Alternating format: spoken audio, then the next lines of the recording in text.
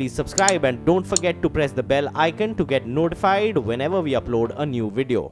Telecom companies will start reporting their numbers from next week, with Bharti Airtel opening the proceedings on Tuesday. Reema Tendulkar is with us with what we can expect and how Reliance Jio is impacting the landscape. Reema, over to you.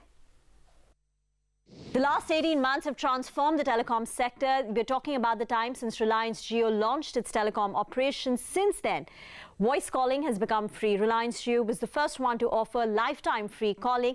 Earlier, the industry generated close to about 75% of its revenues on account of voice. On data, that's become the focal point of competition. India is now the highest mobile data user in the world.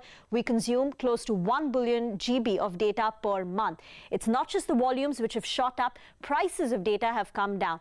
In 2016, the price of 1 GB of data was 152 rupees. Now it's come down to 10 rupees per GB.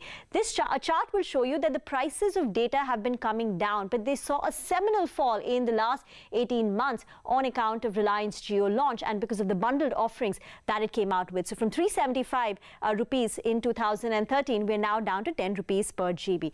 This is bad news for telecom companies. On account of these price offerings, the financial position of the telcos has been challenged. Bharti is likely to post its first quarterly loss in the last 15 years in the March quarter. That's next week. Idea has been reporting losses for the last 5 quarters, likely to do so even in the March quarter, according to estimates from Kotak Institutional Equities. All this means good news for consumers.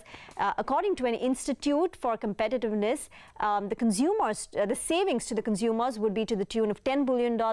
And on account of, there's so much data, India has now surpassed US in terms of app downloads, second only to China. It's quite likely this competition is going to continue because Reliance Jio's stated goal is they want to provide 20% more value to its consumers compared to competition. So every time the competition comes and matches Jio's offerings, they could cut it further, only weakening the market and the pricing power of the incumbents. They've also stated that they want to hit a market share of 50% from their current 20%.